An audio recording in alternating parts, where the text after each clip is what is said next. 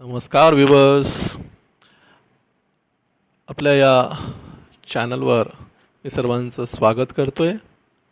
आजच्या या सेशनमध्ये आपण दैनंदिन जीवनात पोलीस स्टेशन व कोर्टात वापरल्या जाणाऱ्या महत्त्वाच्या संज्ञा म्हणजेच ज्या लॉच्या टर्म्स आहेत, त्या पोलीस स्टेशनमध्ये ऑफिसर्स आणि पोलीसच्या प्रिमायसेसमध्ये लॉयर्स आणि मॅजिस्ट्रेट सर जे टर्म्स यूज करत आहेत त्याला थोडंसं आपण डिकोड करूयात. त्या सांकेतिक शब्दांचा एक्झॅक्ट आणि प्रिसाईज अर्थ काय होतो ते या लेसनमध्ये आपण शिकण्याचा प्रयत्न करणार आहोत. तर सुरू करूयात. आपण या शब्दाशी खूप परिचित आहोत. तोच शब्द म्हणजे FIR. FIR is stands for, FIRचा फुल फॉर्म आहे फर्स्ट इन्फॉर्मेशन रिपोर्ट, म्हणजेच प्रथम खबरी अहवाल. जेव्हा एखादा इन्सिडंट घडतो आणि तो इन्सिडंट सांगण्यासाठी कुठलीही व्यक्ती पोलीस स्टेशनला जाते त्यावेळी त्या खबरेला, त्या माहितीला प्रथम खबरी अहवाल म्हणजेच फर्स्ट इन्फॉर्मेशन रिपोर्ट असं म्हटलं जातं, FIR. आता ती जी इन्फॉर्मेशन आहे ती काही वेळा कॉग्निझिबल असते आणि काही वेळा नॉन कॉग्निझिबल असते. म्हणजेच कॉग्निझिबल म्हणजे दखलपात्र गुन्हा, ज्या गुन्ह्यामध्ये गंभीर दुखापत झालेली आहे, कोणाची डेथ झालेली असेल,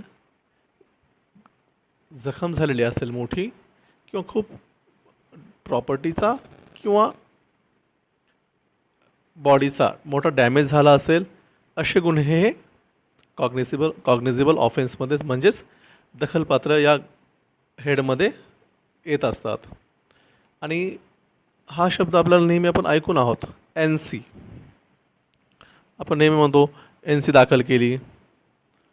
मी गेलो आणि मी साहेबांना म्हटलो तो गुन्हा घ्या, पर त्यांनी NC घेतली, असं आपण शब्द ऐकून असतोच, असं चर्चा करतात. तर NC मीन्स नॉन कॉग्निझिबल, म्हणजेच अदखलपात्र गुन्हा. ज्या असा गुन्हा जसे कोणाला शिवीगाळ केली,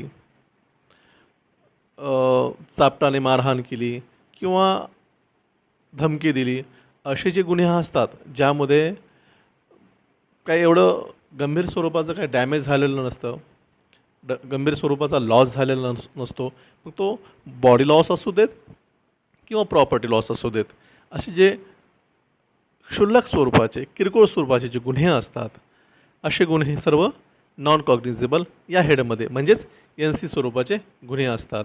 पुढे पाहूयात. कंप्लेनंट म्हणजे ज्याला आपण फिर्यादी म्हणतो. एखादा व्यक्ती ज्यावेळी कंप्लेंट देण्यासाठी पोलीस स्टेशनला येतो त्याला कंप्लेनंट म्हणतात. आपण म्हणतो फिर्यादी कोण आहे. आता ही टर्मिनॉलॉजी, ही जी संज्ञा आहे, हे सर्व शब्दच वेगळे आहेत. आपण नित्याच्या जीवनामध्ये या गोष्टी म्हणजे पोलीस स्टेशन आणि कोर्टाव्यतिरिक्त सहसा वापरत नाहीत. पण पोलीस किंवा कोर्टातले कर्मचारी ज्यावेळेस आपल्यासोबत ही वापरतात की ही संज्ञा वापरतात त्यावेळी आपण भांबावून जातो. आपण शिक्षित असताना देखील आपल्याला निरीक्षर असल्याची फिलिंग येते त्यावर. त्यामुळे हे शब्द जे आहेत, हे जे टर्मिनॉलॉजी आहेत, ते आपण समजून घेणं गरजेचं आहे. कंप्लेनंट मीन्स फिर्यादी, जो व्यक्ती कंप्लेंट करण्यासाठी, कंप्लेंट लॉन्च करण्यासाठी पोलीस स्टेशनला जातो, ॲप्रोच करतो, तो व्यक्ती म्हणजे कंप्लेनंट म्हणजेच फिर्यादी. ॲक्युज्ड, त्या फिर्यादीने ज्यांच्या विरुद्ध फिर्याद दिलेली असते त्यांचे नाव असेल किंवा तो जे आरोपी असतो त्याच्यावर आरोप असतात की त्याने तो गुन्हा, ती घटना घडून आणलेली आहे, त्याने तो गुन्हा केलेला आहे, म्हणजेच तो आरोपी आहे. हा जर तो फौजदारी स्वरूपाचा असेल तर फिर्यादी आणि आरोपी असं असतं. आणि तो जर दिवाणी स्वरूपाचा असेल,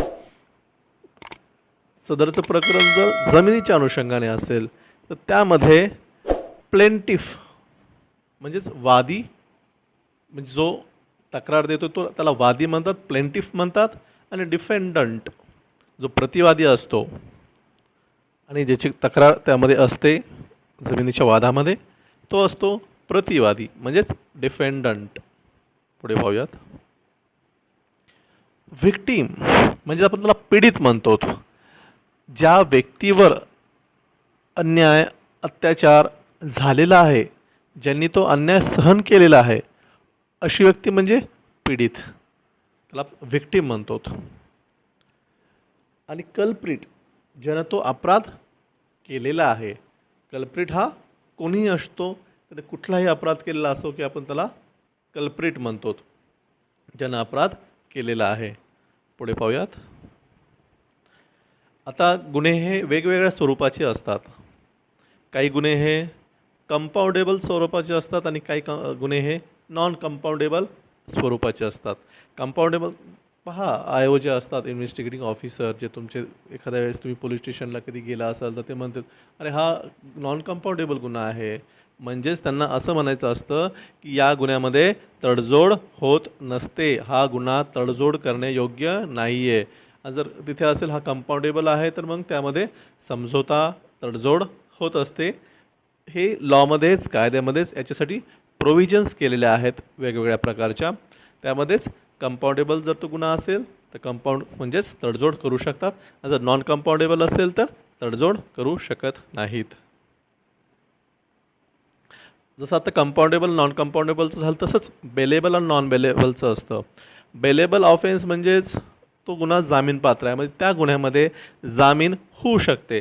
समजा किरकोळ स्वरूपाची काही कलमं लागली असतील एखाद्या विरोधात, मग त्या गुन्ह्यामध्ये तो बेलसाठी अप्लाय करू शकतो आणि त्याला बेल मिळू शकते, जर माननीय कोर्टानं जर त्यांना बेल मंजूर केली तर. आणि नॉन बेलेबल म्हणजे अजामीनपात्र, म्हणजे त्या गुन्ह्यामध्ये बेलच होत नाही, जामीन मिळू शकत नाही.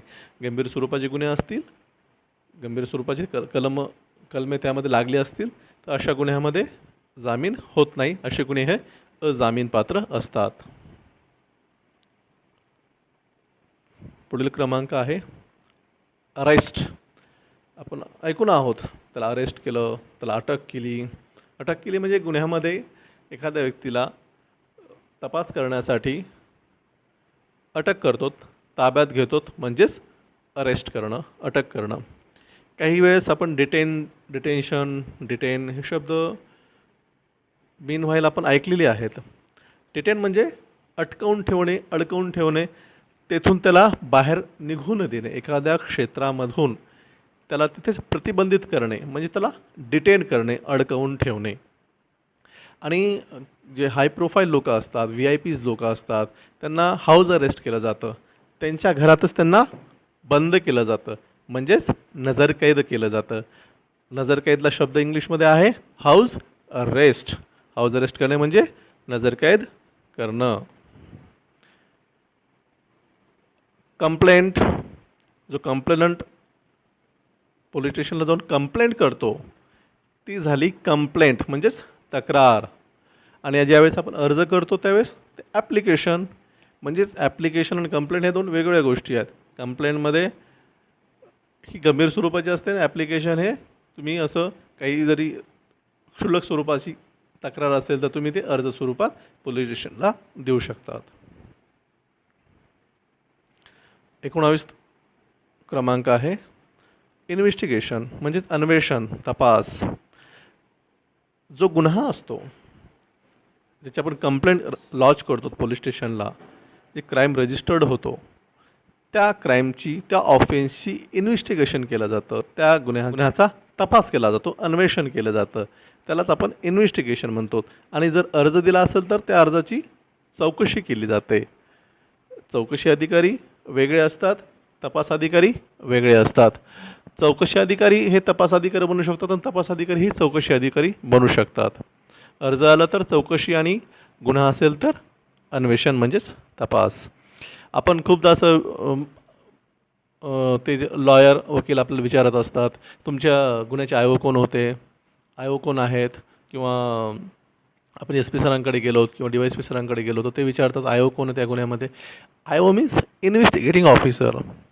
तुमच्या गुन्ह्यामध्ये जो गुन्हा दाखल केलेला आहे त्या गुन्ह्याचा तपास म्हणजेच अन्वेषण कुठले अधिकारी करत आहेत, म्हणजेच इन्व्हेस्टिगेटिंग ऑफिसर कोण आहेत, तपास अधिकारी कोण आहेत, तो तपास कोण करत आहेत, त्यांना म्हणतात IO, इन्व्हेस्टिगेटिंग ऑफिसर. आणि ज्यावेळी इन्व्हेस्टिगेशनला सुरुवात होते, अन्वेषणाला तपासाला सुरुवात होते. तर तपासादरम्यान स्पॉट पंचनामा म्हणजे जिथे घटना घडली आहे, मग तिथं भांडण असेल, नळावर असेल, चौकात असेल, बँकेत असेल, रस्त्यावर असेल, भाजी मंडईमध्ये असेल, कुठलंही ठिकाण आहे जिथे ती विशिष्ट घटना घडलेली आहे, जी तुम्ही पोलीस स्टेशनला जाऊन नोंदवलेली आहे, त्या घटनाचाच पंचनामा केला जातो. त्यालाच लॉच्या लँग्वेजमध्ये त्याच्यासाठी टर्म आहे स्पॉट पंचनामा. स्पॉट पंचनामा म्हणजेच घटनास्थळ पंचनामा. आणि त्यानंतर सर्व साक्षीदारांचे, ज्यांनी ती घटना घडतेवेळी बघितली आहे किंवा ती ऐकलेली आहे, अशांचे जबाब घेतले जातात. म्हणजेच तपास टिपण. पोलिसी लँग्वेजमध्ये त्याला तपास टिपण ही म्हणतात. इंग्लिशमध्ये त्याला म्हणतात स्टेटमेंट्स. आपण म्हणतो स्टेटमेंट्स रेकॉर्ड केलेत का तुमचे सर्वांचे, तर स्टेटमेंट रेकॉर्ड करणं म्हणजे तपास टिपण घेणं किंवा जबाब नोंदवणे. म्हणजे त्या साक्षीदारांचं त्या घटनेबद्दल काय म्हणणं आहे जातं, त्याला जबाब किंवा तपास टिपण असं म्हटलं जातं. जर एखादा खून झाला असेल, मर्डर जिथे घडला असेल, किंवा एखादी रॉबरी झाली असेल, घरफोडी झाली असेल, तर तिथे काही फिंगरप्रिंट वगैरे असतात. तिथं आपण फॉरेन्सिक टीम बोलावतो. ती फॉरेन्सिक टीम कुठे मर्डर झाला असेल ते पाहण्यासाठी तिथे टीम येते, ब्लड सॅम्पल वगैरे घेते. काही कपडे पडले असतील, रक्तानं माखलेली माती असेल, किंवा एखादे कुणी सुसाईड केलं असेल, मग त्या कुजलेलं जे शरीर असतं ते तिथून ते कलेक्ट करतात. हे फॉरेन्सिक टीम या सर्वांना एकत्रित करून तिथला जो व्हिसेरा असतो, ते व्हिसेरा त्या सॅम्पलमधनं काय निष्पन्न होतं की हे जे डेथ आहे किंवा हा जो गुन्हा आहे खरोखरच घडला आहे का, घडला आहे तर कशामुळे घडला आहे, किती वेळेपूर्वी घडला आहे, या सर्व बाबींचा जो रिपोर्ट आहे, जी माहिती आहे, ही फॉरेन्सिक टीम देत असते, फॉरेन्सिक लॅब देत असते.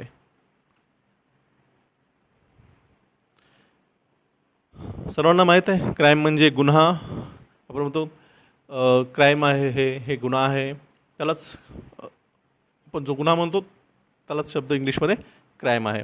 आणि जो गुन्हेगार असतो त्याला क्रिमिनल असं संबोधलं जातं, क्रिमिनल. डॉग युनिट तुम्ही शब्द ऐकून असाल. हा शब्दप्रयोग नेहमी होत असो. स्निफर डॉगला बोलवा, डॉग युनिटला कॉल करा. डॉग युनिट म्हणजे ज्यांच्याकडे एक श्वान असतात, ज्याला आपण ट्रेंड असे डॉग्स असतात, ते प्रशिक्षित असे ते श्वान असतात. आणि त्यांना कुठे जर बॉम्ब असेल, कुठे एखादी डकॉयटी घडली असेल, घरफोडी घडली असेल, मग ते चोर, ते गुन्हेगार, ते दरोडेखोर कुठल्या दिशेने गेले, तिथनं काही ट्रेस करू शकतात का, तिथनं काही डिटेक्ट होऊ शकतं का, तर त्यासाठी डॉग युनिटला म्हणजेच श्वान पथकाला पाचारण केलं जातं. म्हणजे ते डॉग युनिट म्हणजेच श्वान पथक. आणि मगाशी जसं मी म्हटलो, फिंगरप्रिंट एक्सपर्ट, अंगुली मुद्रा पथक, हे देखील तिथे येतात. आणि जर लॉकला स्पर्श केला असेल, दरवाजाला स्पर्श केला असेल, खुर्चीला स्पर्श केला असेल, त्या जमिनीवर जर फूटप्रिंट असतील, थंब इम्प्रेशन असतील, काही हाताचे इम्प्रेशन्स असतील, तर ते डेव्हलप करून घेतात. आणि त्यातनं ते चान्स प्रिंट डेव्हलप करून, तर हा गुन्हेगार, हा आरोपी जुना असेल, या अगोदर पण त्याने असे गुन्हे केले असतील, तर ते आपल्याला डिटेक्ट करणं, आयडेंटिफाय करणं सोपं जातं. आणि जर तो नवीन असेल तर नव्यानेही त्याचा रेकॉर्ड बनवण्यासाठी सोपं जातं. त्यामुळे तिथं फिंगरप्रिंट एक्सपर्ट म्हणजेच जे अंगुली मुद्रा पथक असतात, ते फिंगरप्रिंटचे एक्सपर्ट असतात. त्या फिंगरप्रिंट एक्सपर्टची एक टीम असते, त्यांना फिंगरप्रिंट एक्सपर्ट असं म्हटलं जातं. आपण नेहमी म्हणतो DVचा गुन्हा दाखल केला आहे, DV असं शॉर्टमध्ये म्हणतात. खूप जे मेट्रोपॉलिटन सिटीमध्ये, कॉस्मोपॉलिटन सिटीमध्ये हा शब्द जनरल यूज करतात, DV म्हणतात. ते डोमेस्टिक व्हायलन्स म्हणजेच कौटुंबिक हिंसाचार. जिथे एक मॅरिड वुमन आहे आणि तिच्यावर तिचे सासरचे लोक, म्हणजे त्यामध्ये तिचा पती असेल, ती सासू असेल, किंवा अजून इतर जे लोक असतील, जे तिला जर शारीरिक किंवा मानसिक त्रास किंवा दोन्हीही जर देत असतील कुठल्याही कारणाने, मग ते पैसे असो किंवा इतर काही त्रास असेल, इतर काही कारणामुळे जर त्रास देत असेल, तिनं जर कंप्लेंट केली, तर तो कौटुंबिक हिंसाचार म्हणजेच डोमेस्टिक व्हायोलन्स या हेडमध्ये तो रजिस्टर्ड केला जातो, दाखल केला जातो. असॉल्ट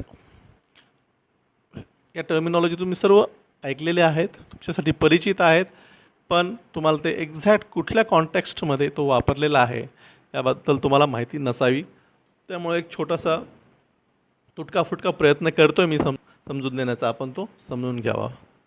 ॲसॉल्ट म्हणजेच असा हल्ला जो खूप क्रूर आहे, प्राणघातक आहे. ॲसॉल्ट करणं म्हणजे खूप रॅश ड्रायव्हिंगबद्दल तुम्ही ऐकून असाल खूप. त्यानं तो रॅश ड्रायव्हिंगमध्ये पकडला गेला असं आपण म्हणतो. जनरली आपल्या जनरल सेन्समध्ये आपण यूज करतो त्या बोलचालीमध्ये. तर रॅश ड्रायव्हिंगमध्ये बेदरकारपणे म्हणजे कोणाचाही विचार न करता बेलगामपणे वाहन चालविणे म्हणजेच रॅश ड्रायव्हिंग करणे. Next, drink and drive. Drink and drive म्हणजेच ड्रिंक अँड ड्राईव्हचे पण खूप केसेस होत असतात. म्हणजे ड्रिंक करणे, मद्यप्राशन करणे, मद्याच्या अंमलाखाली राहणे आणि ड्रिंक करून गाडी चालवणे हा एक गुन्हा आहे. मग त्यालाच ड्रिंक अँड ड्राईव्ह केस म्हणतात. म्हणजे दारू पिऊन गाडी चालवणे हा एक गुन्हा असल्याने त्या हेडखाली गुन्हा दाखल करू शकतात पोलीस अधिकारी आणि कर्मचारी. नेक्स्ट आहे सायबर क्राईम. सायबर क्राईम म्हणजेच असे गुन्हे जे पर्सनली तिथे फिजिकली म्हणजे आपण इन पर्सन अवेलेबल न राहता, फिजिकली तिथे अवेलेबल न राहता तंत्रज्ञानाद्वारे, whether it is computer, laptop, tab, मोबाईलद्वारे असेल, संगणकाद्वारे असेल, टॅबलेटद्वारे असेल, इंटरनेटद्वारे असेल, कुठलीही यंत्रणा आणि टेक्नॉलॉजी असेल आणि त्याद्वारे जर तुमची फसवणूक घडत असेल, घडून आणत असतील, तुम्हाला त्या टेक्नॉलॉजी थ्रू जर तुमचा लॉस होत असेल, मग तो फिजिकली असेल, मेंटली असेल किंवा तुमची प्रॉपर्टीचा लॉस असेल किंवा आता इतर काही लॉस असतील किंवा तुमची बदनामी असेल किंवा काही असेल, कुठलेही गुन्हे जर तंत्रज्ञानाचा वापर करून घडवून आणत असतील तर अशा सर्व गुन्ह्यांना सायबर क्राईम म्हटलं जातं. खूप वेगवेगळे प्रकारचे क्राईम्स असतात सायबर क्राईममध्ये. त्यामध्ये फिशिंग आलं, फ्रॉड, रॅन्सम वगैरे, व्हायरसेस वगैरे पाठवून असतात किंवा बँकेचे कॉल सर्वांनाच आलेले असतील की आम्ही तुम्हाला एवढे पैसे देतो आहेत आणि एवढे तुम्ही अगोदर आम्हाला ट्रान्झॅक्शन करा किंवा OTP सांगा आणि आपलं डेबिट कार्डमधनं ATMमधनं ते पैसे विथड्रॉल करून घेतात. त्या गुन्ह्यांनाच सायबर क्राईम असं म्हटलं जातं. पुढची संज्ञा पाहूयात. फॅटल ॲक्सिडंट म्हणजेच अतिशय गंभीर अपघात. जो अपघात ज्यामध्ये शरीराचा एखादा अवयव निकामी झाला किंवा तो व्यक्ती जगातनं गेला म्हणजेच तो मरण पावला, अशा अपघाताला फॅटल ॲक्सिडंट असं म्हटलं जातं. आपण म्हणतो ते ॲक्सिडंट खूप फॅटल होता, म्हणजेच खूप गंभीर स्वरूपाचा होता, त्यामध्ये मृत्युमुखी पडण्याची दाट शक्यता असते. अशा ॲक्सिडंटना, अशा अपघातांना आपण फॅटल ॲक्सिडंट असं संबोधतो. पोस्टमॉर्टम हे शवविच्छेदन. ज्यांची डेथ झाली आहे, जी डेथ असेल, ज्या व्यक्तीला मरण आलेलं आहे, त्या शरीराला नेमकं काय झालं होतं, त्या देहाला, त्या बॉडीला, त्या डेड बॉडीला नेमकं ती बॉडी डेड कशामुळे झाली आहे, कुठला अपाय झाला होता, कोणी गळा दाबला, स्वतःहून फाशी लावून घेतली, किती दिवसापूर्वी मरण आलेलं आहे, किती वेळापूर्वी मरण आलेलं आहे, कशानं मरण आलेलं आहे, बुडून आलेलं आहे, गळा दाबून आलेला आहे, खाण्यात काय आलेलं आहे, विषाणं आलेलं आहे, हे सिद्ध होण्यासाठी, हे माहीत होण्यासाठी शवविच्छेदन केलं जातं. म्हणजे त्या शवाला विच्छेदन केलं जातं, म्हणजेच पोस्टमॉर्टम केलं जातं. त्याला आपण पोस्टमॉर्टम PM असे शॉर्टमध्ये PM असं म्हणतो. PM मीन्स पोस्टमॉर्टम, हे मेडिकल टर्मिनॉलॉजी आहे, postmortem. Moving to next, dying declaration. हा एक शब्द ऐकून असाल तुम्ही, जर पोलिसांशी आणि कोर्टामध्ये जरा जाणं येणं असेल तर you must have heard about this. हे तुम्ही ऐकलेलं असावं नक्कीच. डाईंग डिक्लेरेशन, त्यांचा DD घेतला होता का?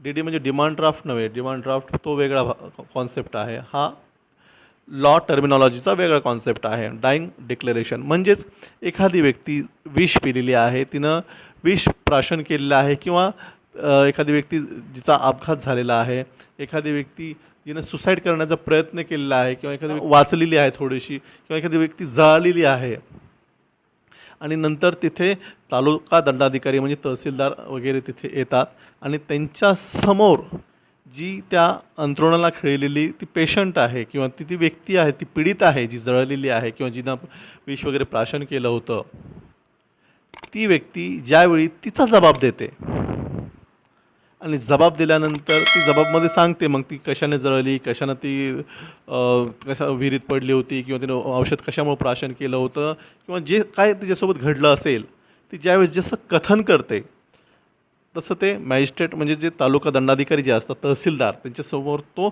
नोंदवला जातो आणि यदाकदाचित जर ती व्यक्ती, ती पीडित व्यक्ती जर मरण पावली तर तोच तिचा जो जबाब असतो तोच कोर्टात ग्राह्य धरला जातो आणि तो एक सॉलिड प्रूफ आणि एव्हिडन्स म्हणून कन्सिडर केलं जातं. खूपच ते ॲडमिसिबल आणि कन्सिडरेबल असा एक एव्हिडन्स असतो. त्यालाच डाईंग डिक्लेरेशन म्हणजेच मरणापूर्वीचा जबाब, मरण्याच्या अगोदर दिलेला जबाब म्हणजेच TD, डाईंग डिक्लेरेशन. सुसाईड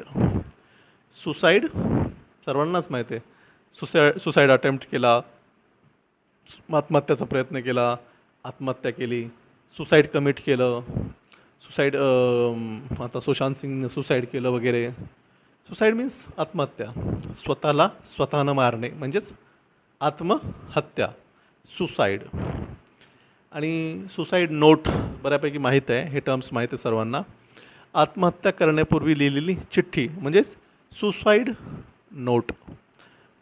आत्महत्या कशामुळे करतो आहे, काय असेल असं ते गृहीत धरलं जातं की ते आत्महत्या करणारी व्यक्ती जी असते तिनं त्या चिठ्ठीमध्ये लिहिलेलं असतं की ती आत्महत्या कशामुळे करते, आत्महत्येचं कारण कोण, कशामुळं आपण आत्महत्या करतो आहे, कुठली परिस्थिती त्याच्यावर ओढवली आहे त्या आत्महत्या करणाऱ्यावर, ते जे कुठे लिहिलं जातं त्या चिठ्ठीला सुसाईड नोट असं लॉच्या म्हणजे म्हटलं जातं. Suicide note. मर्डर सर्वांनाच माहिती आहे, खून. जीवानिशी एखाद्याला मारणे म्हणजेच खून करणे, मर्डर करणे.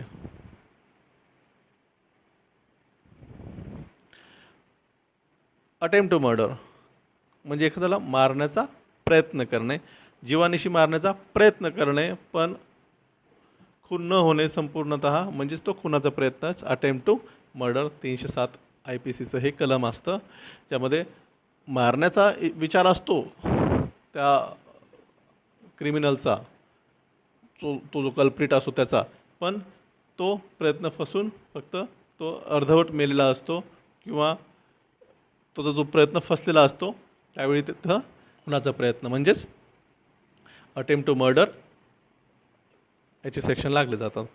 इवटीझिंग ना छेडछाड होत असतात, इवटीझिंग होत असतात म्हणजेच आपण म्हणतो ना त्याच्या अगेन्स्ट इवटीझिंगचे सेक्शन लागलेले आहेत, म्हणजेच इवटीझिंगचे कलम लागलेले आहेत, छेडछाडीचे कलम लागलेले आहेत. त्यामध्ये वेगवेगळ्या स्वरूपाचे कलम येत असतात.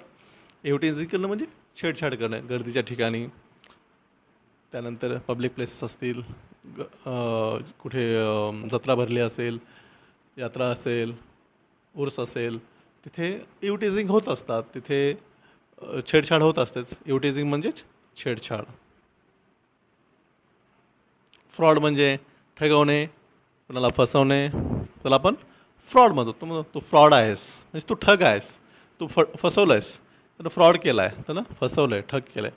अब्यूज करणं म्हणजे शिवीगाळ करणे. आपण म्हणतो अरे अब्यूज करू नकोस, कोणाला अब्यूज करणं म्हणजे शिवीगाळ आहे. थ्रेट, तो आपण म्हणतो का त्यानं धमकी दिली, इंग्लिशमध्ये त्याला थ्रेट असं म्हणतात. थ्रेट म्हणजेच धमकी देणे. ज्यावेळी एखादा गुन्हा घडतो तो गुन्हा त्या गुन्हेगारानं, त्या क्रिमिनलनं परत करू नये म्हणून त्याच्या अगेन्स्ट, त्याच्या विरोधात प्रिव्हेंटिव्ह ॲक्शन घेतली जाते. प्रिव्हेंटिव्ह ॲक्शन म्हणजेच प्रतिबंधक कारवाई, म्हणजे परत त्याने तो गुन्हा करू नये, त्या गुन्ह्याची, त्या घटनेची पुनरावृत्ती करू नये म्हणून प्रिव्हेंटिव्ह ॲक्शन घेतली जाते त्या आरोपी, त्या गुन्हेगाराविरोधात.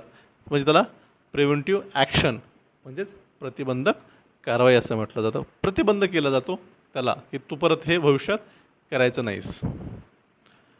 चार्जशीट, इन्व्हेस्टिगेटिंग ऑफिसरनं सर्व तपास करून त्या गुन्हेगाराविरुद्ध एक दोषारोपपत्र तयार करून की यानं असा असा गुन्हा अशा अशा वेळी इथे इथे यांच्यासोबत मिळून किंवा एकट्यानं गुन्हा केलेला आहे आणि तो सिद्ध झालेला आहे, त्याच्याविरुद्ध हे दोषारोपपत्र म्हणजेच चार्जशीट त्या संबंधित कोर्टात दाखल केलं जातं. म्हणजे आपण चार्जशीट गेली का म्हणजे दोषारोपपत्र कोर्टात गेलं आहे का, म्हणजेच गुन्हा तो सिद्ध झालेला आहे का, आणि तो झाला असेल तर कोणाविरुद्ध झाला आहे असं ते चार्जशीट म्हणजेच दोषारोपपत्र. हिअरिंग, आपण म्हणतो हिअरिंग सुरू झाली का त्या गुन्ह्याची, म्हणजेच ज्या गुन्ह्यामध्ये चार्जशीट गेलेला आहे एखाद्या आरोपीविरुद्ध, चार्जशीट म्हणजेच तो गुन्हा घडला आहे असं पोलिसांनीच आयोगनी असं तपासांती निष्कर्ष काढला की त्यानं तो गुन्हा केला आहे, माननीय कोर्टानं तो कोर्टामध्ये सबमिट करून घेतला आहे. आता त्याची सुनावणी सुरू होते. मग त्यामध्ये फिर्यादीला बोलवलं जातं, ती घटना कोणी जर स्वतःच्या डोळ्यांनी पाहिली असेल तर तशा साक्षीदारांना बोलवलं जातं, ज्यांना तपास केला त्यांना बोलवलं जातं, जर वैद्यकीय अधिकारीमध्ये वगैरे असतील तर त्यांनाही बोलावलं जातं. असं सर्वांना ज्यावेळेस बोलावलं जातं त्यावेळेस त्याला म्हटलं जातं हिअरिंग, म्हणजे त्यांचं ऐकलं जातं, त्यांचं सुनलं जातं, म्हणजे त्याला सुनावणी असा शब्द पडलेला आहे. हिअरिंग म्हणजेच सुनावणी. मूव्हिंग टू नेक्स्ट, पुढील टर्म आहे, संज्ञा आहे एव्हिडन्स. साक्ष, ज्यावेळी आपण म्हणतो माझी आज एव्हिडन्स आहे, मला आज एव्हिडन्सला जायचं आहे, म्हणजे माझी साक्ष आहे. कोर्टात आपल्याला ज्यावेळेस माननीय न्यायालय हे बोलावतात आणि सांगतात की सांगा तुम्ही काय काय पाहिलेलं आहे, तुम्ही कसा तपास केलेला आहे, तुम्ही घटनेमध्ये तुम्ही कसे सहभागी आहात आणि तुम्ही तुमचं कथन सांगायचं असतं तिथे. म्हणजे एव्हिडन्स, साक्ष, त्या घटनेबद्दल तुम्हाला काय माहिती आहे हे तुम्ही सांगायचं असतं. म्हणजे तुम्ही एक साक्षीदार असतात म्हणून तुमची साक्ष देतात, त्याला इंग्लिशमध्ये एव्हिडन्स असा शब्द आहे. एव्हिडन्स म्हणजेच साक्ष. प्रूफ, प्रूफ म्हणजे पुरावे, ती घटना घडली आहे हे सांगण्यासाठी कुठले कुठले पुरावे आहेत. पुरावे म्हणजेच त्या पुराव्यामुळेच गुन्हा घडला आहे किंवा नाही घडला हे सिद्ध होतो, त्याला आपण प्रूफ म्हणतो. जजमेंट, ज्यावेळेस माननीय कोर्ट चार्जशीट सबमिट करून घेतात, हिअरिंग होते, सर्वांचे एव्हिडन्सेस होतात आणि माननीय कोर्ट म्हणजेच माननीय न्यायालय हे त्यांचा निर्णय सुनावतात. निर्णयालाच तो जो निर्णय सुनावतात त्याला जजमेंट म्हणतात. आपण जजमेंट आलं का त्यामध्ये, त्यांचा निर्णय आला का, त्या विशिष्ट केसचा प्रकरणाचा निकाल आला का, म्हणजेच जजमेंट आलं का. जजमेंट म्हणजेच निकाल, त्या विशिष्ट प्रकरणाचा निकाल म्हणजेच जजमेंट. मग ते जजमेंट आला म्हणजे निकाल आला का, मग निकालामध्ये नेमकं शिक्षा झाली की तो गुन्हा सुटला. कन्व्हिक्शन म्हणजेच दोष सिद्धी, म्हणजे तो दोष जो गुन्हा आहे तो सिद्ध झाला का, म्हणजे आरोपीनं जो गुन्हा केला आहे तो सिद्ध झाला का, त्यानं तो गुन्हा केला आहे म्हणून, मग त्याला आपण दोष झाला त्या प्रकरणामध्ये, म्हणजेच तो दोष सिद्ध झालेला आहे आणि आरोपीला शिक्षा झालेली आहे, म्हणजे तो दोष सिद्ध झाला आहे. आपण नाही तर काही प्रकरणामध्ये ॲक्विटल होतं, म्हणजेच तो आरोपी निर्दोष मुक्त होतो. म्हणजेच त्या आपण म्हणू शकतो की नाही अरे तो ॲक्विटेड झाला, तो निर्दोष मुक्त झाला, त्या त्या प्रकरणामध्ये ॲक्विटल झालं, ते प्रकरण निकाली निघालं, म्हणजेच त्या आरोपी त्यांना त्यामध्ये शिक्षा नाही झाली. मित्रांनो, मी तुटक्या फुटक्या माझ्या लँग्वेजमध्ये समजावण्याचा प्रयत्न केलेला आहे या सेशनमध्ये. कळत न कळत काही चुकलं असेल तर मोठ्या मनाने क्षमा करावी. काही शंका असल्यास मला नक्कीच विचारा, मी शर्तीचे प्रयत्न करेल ते सोडवण्यासाठी. आवडलं असेल तर नक्की लाईक करा, सबस्क्राईब करा, मित्रांसोबत शेअर करा. Thank you very much.